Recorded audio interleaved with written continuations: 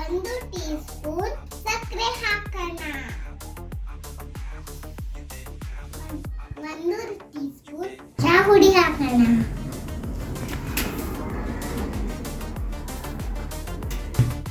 ಮಕ್ಕಳು gas ಅಂಟಿಸಬಾರ್ದು, danger. Mummy ಡ್ಯಾಡಿಗೆ ಹೇಳ್ತೀನಿ. ಚೆನ್ನಾಗಿ ಕುದಿವರೆಗೂ ವೇಟ್ ಮಾಡೋಣ. ಆಮೇಲೆ ಯಮ್ಮಿ ಯಮ್ಮಿ ಚಹಾ ಕುಡಿಯೋಣ. ಮಮ್ಮಿ ಡ್ಯಾಡಿ ಆಫೀಸಿಂದ ಬಂದ್ಮೇಲೆ ಮಕ್ಕಳು ಚಹಾ ಮಾಡ್ಕೊಡ್ಬೇಕು.